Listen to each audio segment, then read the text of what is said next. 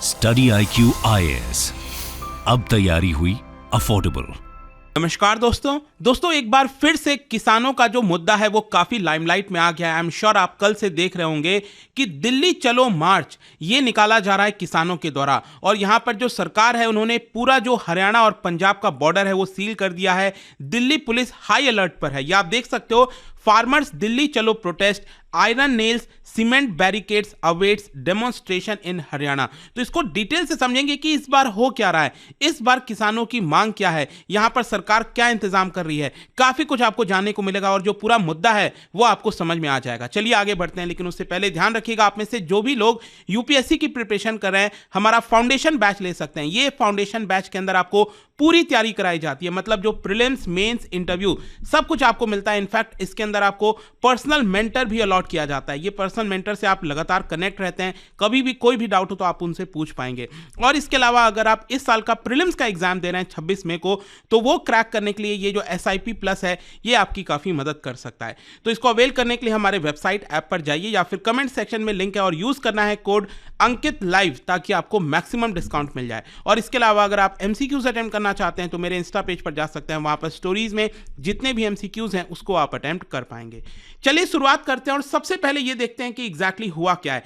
देखिए यहां पर बताया जा रहा है कि जो फार्मर्स का, किसानों का जो पूरा प्रोटेस्ट है, जिस तरीके से पंजाब से हरियाणा से किसान मार्च करते हुए दिल्ली की तरफ आने की पूरी प्लानिंग कर रहे हैं, इसको देखते हुए जो स्पेशली हरियाणा पंजाब का बॉर्डर अगर आप देखोगे ना, अगेन यहां पर अगर आप ध्यान से देखिए, ये रहा आपका दिल्ली, और दिल्ली आपको पता है यहां पर इस साइड उत्तर प्रदेश से घिरा हुआ है, इसका जो ईस्टर्न वाला बॉर्डर है, और जो नॉर्थ वेस्ट और जो साउथ सदर्न बॉर्डर है वो हरियाणा से घिरा हुआ है। तो यहां पर क्या है, स्पेशली ये जो अंबाला आप देख रहे हो ना, ये हरियाणा का जो मैप है और यहाँ पर अंबाला डिस्ट्रिक्ट है, यहाँ से बहुत सारे किसान दिल्ली की तरफ आने की प्लानिंग कर रहे थे।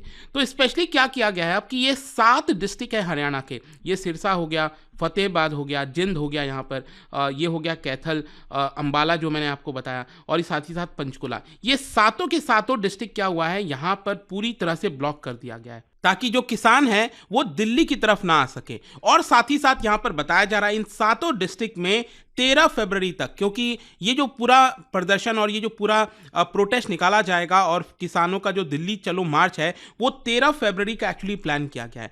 तो 13 फरवरी तक आप समझिए mobile internet, bulk SMS services हो गया, ये सारी चीज़ें एक तरह से रिस्ट्रिक्ट कर दी गई हैं। और सिर्फ यही नहीं, मैं आपको एक और चीज़ दिखाता हूँ, पर हरियाणा और पंजाब का बीच का जो बॉर्डर आप देखोगे तो यहाँ से घग्गर रिवर बहती है, ये आप देख सकते हैं। और जो अंबाला मैंने आपको बताया वहाँ से नज़दीक से ये घग्गर रिवर बहती है, वहाँ पर एक ब्रिज है, हाईवे है इस रिवर के ऊपर, तो वहाँ पर भी एक तरह से बैरिकेटिंग पूरी लगा दी गई है। और साथ ही साथ जो किसान है वो ट्रैक्टर से पार करके नीचे से ना आ जाए, तो घग्गर रिवर का जो रिवर बेड है उसके अंदर भी खुदाई कर दी गई है ताकि ट्रैक्टर लेकर लोग हरियाणा की तरफ ना आए और फिर अल्टीमेटली उनका जो प्लानिंग है दिल्ली आने का वो यहाँ पर रोका जा सके। और साथ ही साथ अगर हम बात करें कि किसानों का इस बार प्लानिंग क्या चल रहा है, मैं आपको बता दूं कि देखिए 2020 और 2021 आप सभी को याद होगा कितना बड़ा प्रदर्शन हुआ था। बेसिकली सरकार ने जो 3 लॉ किसान से रिलेटेड, फार्मिंग से रिलेटेड जो पास किए थे, उस सरकार को, केंद्र सरकार को वो वापस लेना पड़ गया था। और उसके बाद इतना बड़ा प्रोटेस्ट वापस से स्टार्ट हो रहा है और 13 फरवरी को पूरी प्लानिंग है दिल्ली चलो मार्च की किसानों की कि वो दिल्ली की तरफ वापस आएँ और यहाँ पर सेंट्रल गवर्नमेंट से रिक्वेस्ट करें कि भाई आप हमारी मांगों को सुनिए। मैं आपको आगे बताऊंगा मांगे क्या है, लेकिन यहाँ पर ट्रैक्टर से फिर से वही प्लानिंग है कि ट्रैक्टर से वो दिल्ली की तरफ आएँ। और इसी की वजह से अगर आप देखोगे इंटेलिजेंस सोर्सेस की तरफ से जो बताया जा रहा है कि 20,000 से ज्यादा किसान, 2,000 ट्रैक्टर से ज्यादा ये दिल्ली की तरफ आ सकते हैं ऑन 13 फरवरी। और इसमें जो शामिल है आप देख सकते हैं यहाँ पर जो संयुक्त किसान मोर्चा के जो लीडर हैं जगजीत सिंह डालेवाल, उन्होंने क्लेम किया है कि 200 से ज्यादा फार्मर्स यूनियन इसके अंदर पार्टिसिपेट कर सकते हैं पूरे देश भर में दिल्ली चलो मार्च के अंदर। एंड यहाँ पर जो किसान यूनियंस है, फार्मर यूनियंस है, they are actually part of Samyukt Samyukt किसान मोर्चा एंड किसान मजदूर मोर्चा, ऐसा बताया जा रहा है। लेकिन यहाँ पर जो सेंट्रल गवर्नमेंट है, देखिए वो किसानों को रीच कर रही है, किसानों के लीडर से बातचीत कर रही है, और साथ ही साथ आपको ये भी समझना है कि इस बार का जो पूरा प्रदर्शन है ना, इसमें सभी फार्मर शामिल नहीं है, क्योंकि उनमें भी आपको काफी हद तक मतभेद देखने को मिलेगा। तो शायद हो सकता है कि ये वाला जो प्रोटेस्ट है वो पिछली बार वाला जो प्रोटेस्ट था ना, उसमें आपको जमीन आसमान का अंतर देखने को मिले, क्योंकि बहुत सारे किसान इसके अंदर पार्टिसिपेट नहीं करना चाहते। उसका कारण भी मैं आपको आगे बताऊंगा, लेकिन सबसे पहले आप समझने की जरूरत है कि आखिरकार किसानों की डिमांड क्या है, इस बार वो किस डिमांड को लेकर दिल्ली की तरफ बढ़ना चाहते हैं। तो देखिए यहां पर सबसे पहला डिमांड है वो है आपका एमएसपी, जो कि हमेशा से होता आया है, मिनिमम सपोर्ट प्राइस, जो वो क्रॉप्स उगाते हैं उसके लिए एमएसपी उनको मिलना चाहिए। और साथ ही साथ एमएसपी जो मिलना चाहिए वो स्वामीनाथन जो कमीशन का रिकमेंडेशन था 1.5 टाइम्स। देखिए सेंट्रल गवर्नमेंट का कहना है कि हमने ऑलरेडी 1.5 टाइम्स कर दिया है, जितना भी उनका लागत आता है उसका 1.5 टाइम्स कर दिया है, ऐसा सेंट्रल गवर्नमेंट कह रही है। लेकिन किसानों का कहना है कि देखिए वो जो फॉर्मूला से कर रहे हैं वो स्वामीनाथन कमीशन वाला फॉर्मूला नहीं है, वो गलत है। यहां पर स्वामीनाथन कमीशन का जो फॉर्मूला था उस हिसाब से 1.5 टाइम्स होना चाहिए, और साथ ही साथ इसको लेकर कानून लाना चाहिए। देखो अभी तक क्या है, जो भी एमएसपी दिया जाता है ना सरकार के द्वारा, इसको लेकर कोई अलग से कानून नहीं है। अब क्या होगा कि अगर मान लो कानून बन गया और अगर किसानों को एमएसपी नहीं मिलता है उनके क्रॉप पे, तो किसान फिर उसको लेकर न्यायपालिका के पास जा सकते हैं, कोर्ट के पास जा सकते हैं। लेकिन इसी की मांग कर रहे हैं किसान। पिछली बार वो जो मुद्दा उठा था उसमें बार बार यही मांग की जा रही थी कि एमएसपी के लिए अलग से कानून बनाया जाए, ठीक है। फिर दूसरा यहां पर मांग क्या है, वो है आपका pension for farmers and farm labourers, जैसे कि सरकारी कर्मचारी और बाकी के लोग होते हैं जिनको पेंशन वगैरह मिलता है, तो यहां पर जो फार्मर्स और फार्म लेबरर्स हैं उनके लिए भी पेंशन दिया जाए, ये हो गया।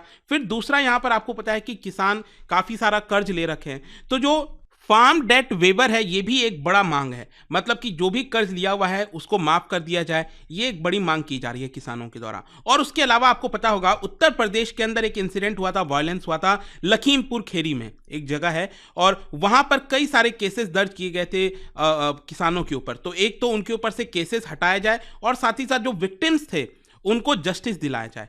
तो ये कुछ मेजर इंपॉर्टेंट मांग यहां पर किया जा रहा है। और जैसा मैं आपको कह रहा था कि यहां पर जो सेंट्रल गवर्नमेंट है उनसे ये बोला जा रहा है कि आप इसको लीगल गारंटी दीजिए, एमएसपी को लीगल गारंटी। आप ये मत कहिए कि हम आपको एमएसपी प्रोवाइड करेंगे, बोलने से नहीं होगा, आपको यहां पर कानून लाना चाहिए इसके लिए। और यहां पर किसानों का यह कहना है कि पिछली बार जब हमने अपना प्रोटेस्ट विड्रॉ किया था तब आपने कहा था कि हम इसको लेकर कानून लाएंगे, लेकिन आपने अपने प्रॉमिस को फुलफिल नहीं किया, ऐसा किसानों का कहना है। तो ये सारी मांगे उनके द्वारा की जा रही हैं। लेकिन जैसा मैं आपको बोला कि इस बार का जो पूरा प्रोटेस्ट है ना, उसमें आपको रिस्पांस थोड़ा ठंडा देखने को मिलेगा। इसका मेन कारण क्या है मैं आपको बताता हूं। संयुक्त किसान मोर्चा के जितने भी लोग हैं ना, वो इस बार के प्रोटेस्ट में एक्टिवली सपोर्ट नहीं कर रहे हैं इस चीज को। इनफैक्ट आप देख सकते हो यहां पर गुरनाम सिंह चरुनी, जो कि फार्मर लीडर हैं, जिन्होंने पिछले वाले प्रोटेस्ट में बहुत इंपॉर्टेंट मेजर रोल प्ले किया था, उन्होंने देखिए क्या कहा है, I have not received any invitation, no suggestion was asked from me. मतलब कि इस बार मेरे से कुछ भी पूछा नहीं गया ये प्रोटेस्ट स्टार्ट करने से पहले।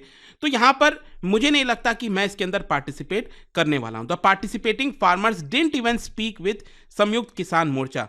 A few of the organizations have taken this decision on their own। मतलब कि कुछ organizations ने खुद ही अपने आप ये डिसीजन ले लिया।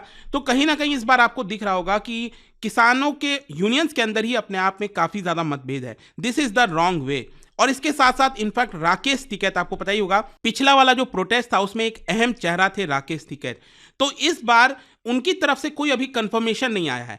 मतलब उन्होंने ये नहीं कहा है कि मैं 13 जो फरवरी वाला पूरा मार्च निकल रहा है उसमें मैं पार्टिसिपेट करूंगा। ऑल्दो 16 फरवरी को जो भारत बंद का ऐलान किया गया है उसको उन्होंने सपोर्ट किया एक तरह से, लेकिन पार्टिसिपेट करने का अभी तक उन्होंने कोई भी कंफर्मेशन नहीं दिया। इसके अलावा एक और चीज मैं आपको बताता हूं। आपको पता होगा khap basically caste organisation of Jat community है, वो भी इस बार काफी कम सपोर्ट कर रहे हैं इस पूरे प्रोटेस्ट को लेकर। यहां पर जो लीडर्स हैं प्रोमिनेंट खाप के, उन्होंने एक तरह से कॉशन भी किया है फार्मर ऑर्गेनाइजेशन को कि इस बार आपको दिल्ली की तरफ नहीं बढ़ना चाहिए, क्योंकि उनका कहना है कि 2020-21 में जब पूरा प्रोटेस्ट हुआ था तो इसकी वजह से बहुत ज़्यादा नुकसान हुआ था, चाहे बिजनेसेस हों, ट्रांसपोर्टर्स हों, शॉपकीपर्स हों। तो हम नहीं चाहते कि इस बार दिल्ली की तरफ हमें बढ़ना चाहिए। तो ये सारे कारण है जिसकी वजह से इस बार का प्रोटेस्ट शायद उतना बड़ा ना हो। लेकिन उसके बावजूद भी आप देखिए पिछला बार जो भी कुछ हुआ था, सबको याद होगा किस तरह से लाल किले की तरफ भी बहुत सारे फार्मर्स पहुंच गए थे एक बार। तो जो लेसन सरकार ने सीखा इस बार सरकार कोई भी चूक नहीं करना चाहती और आप देखोगे यहां पर दो तरीके का अप्रोच सरकार अपनाने वाली है। सबसे पहला है कि फार्मर लीडर से बातचीत की जाए। ये आप देख सकते हैं यहां पर जो 3 यूनियन मिनिस्टर हैं, पीयूष गोयल साहब, नित्यानंद राय, अर्जुन मुंडा जी, तो वो सभी लोग चंडीगढ़ गए और वहां पर वो फार्मर लीडर से बातचीत कर रहे हैं। अभी थर्सडे को वो गए थे और बातचीत में यहां पर मीडिएटर का रोल प्ले कर रहे हैं पंजाब के चीफ मिनिस्टर भगवंत मान जी। और भगवंत मान जी ने फार्मर लीडर्स को एक तरह से परसुएड किया है, बातचीत की है, कहा है कि देखिए हम सेंट्रल गवर्नमेंट को मनाएंगे ताकि फार्मर्स की जो डिमांड है वो मीट कराई जा सके। और जो मीटिंग खत्म हुआ उसके बाद भगवंत मान जी का कहना था कि देखिए बहुत सारे मुद्दों पर ऑलरेडी बातचीत हो गई है और जल्द से जल्द एक और मीटिंग कराकर इसको सुलझाने की कोशिश की जाएगी। तो एक तो ये अप्रोच हो गया कि डायरेक्टली फार्मर लीडर से बातचीत करो और यहाँ पर जो पूरा प्रोटेस्ट है उसको खत्म कराओ। फिर दूसरा जो अप्रोच क्या है, देखिए यहाँ पर सरकार का, केंद्र सरकार का, उनका ये कहना है कि देखिए फार्मर्स जो है वो इंसिस्ट कर रहे हैं कि हम मार्च तो करेंगे ही करेंगे, 13 फरवरी को हम दिल्ली की तरफ जाएंगे। इसी की वजह से सरकार इस बार कोई भी स्टेप नहीं ले रही है, सिक्योरिटी का पूरा इंतजाम कर रही है। जैसे मैंने आपको पहले ही स्टार्टिंग में बताया कि पंजाब हरियाणा जो पूरा बॉर्डर है उसको सील किया जा रहा है। यहाँ पर आप देख सकते हैं इस बार जो गवर्नमेंट है उन्होंने डायरेक्टली धमकी भी दे दी है हरियाणा से लेकर हर जगह कि यहाँ पर अगर आप कोई भी पब्लिक प्रॉपर्टी को नुकसान करते हो, किसी भी प्रकार का कुछ भी अगर आप करोगे तो इस बार हम आपके बैंक अकाउंट्स वगैरह को भी सीज कर सकते हैं, आपके जमीन को भी सीज कर सकते हैं। ये डायरेक्टली हरियाणा गवर्नमेंट की तरफ से किसानों को जो इसके अंदर पार्टिसिपेट करना चाहते हैं उनके लिए कह दिया गया है। और साथ ही साथ दिल्ली में भी अगर आप देखोगे, दिल्ली पुलिस सारे इंतजाम करके पहले से ही तैनात है कि यहाँ पर अगर कहीं ना कहीं अगर बॉर्डर तक पहुँच भी जाते हैं तो उनको दिल्ली में एंटर ना करने दिया जाए। और इसीलिए आप देखिए यहाँ पर जो दिल्ली की पुलिस है, दिल्ली पुलिस है, वो ड्रिलिंग अपना स्टार्ट कर दी है। जो टीयर गैस वगैरह होता है आप देख सकते हैं। और इसकी वजह से बताया जा रहा था कि आसपास के जो लोकल रेसिडेंट्स हैं उनके आई में कुछ ईचिंग हो रहा था, आंख में कुछ जलन सी हो रही थी, बिकॉज ये ड्रिलिंग चल रहा था बड़े स्तर पर। तो देखते हैं आगे क्या होता है इसको लेकर। बट आई होप कि इस वीडियो से आपको जो भी पूरा मुद्दा इस समय चल रहा है किसानों का, वो अब आपको समझ में आ गया होगा। और जाने से पहले एक इंटरेस्टिंग क्वेश्चन, क्या बता सकते हैं कि देखिए जो एमएसपी निकाली जाती है ना, मिनिमम सपोर्ट प्राइस, तो उसमें कौन कौन से फैक्टर्स को कंसीडर किया जाता है। और ध्यान रखिएगा ये जो ऑप्शन है इस बार जो लेटेस्ट पैटर्न है यूपीएससी का, उसके हिसाब से मैंने ये ऑप्शंस दिया है। तो आपको अगर एक भी नहीं पता है तो बहुत मुश्किल हो जाएगी। एलिमिनेशन मेथड से नहीं निकल सकता, आपको सब कुछ पता होना चाहिए तभी आप ये क्वेश्चन कर पाओगे। और इसका जो राइट आंसर है आप सबको पता है, मेरे इंस्टाग्राम पर तो मिलेगा ही। वहां पर अगर आप नहीं हो कोई बात नहीं, टेलीग्राम से ले सकते हैं इसका सही उत्तर। मैं कई सारे जो एमसीक्यूज हैं वो यहाँ पर स्टोरीज में डालता रहता हूँ। अगर आपको पीडीएफ चाहिए तो टेलीग्राम पर आइए, अलग अलग सोशल मीडिया पर आप जुड़ पाओगे। और जैसा मैंने आपको बताया, अगर आप यूपीएससी की तैयारी कर रहे हैं, कोई भी बैच चाहते हैं, you can just use this code Ankit live, ताकि आपको मैक्सिमम डिस्काउंट मिल जाए सभी कोर्सेज पर। आई होप कि वीडियो आपको पसंद आया होगा। मिलता हूं आपसे next time. Till then, thank you very much, see you soon. Study IQ IAS, अब तैयारी हुई अफोर्डेबल।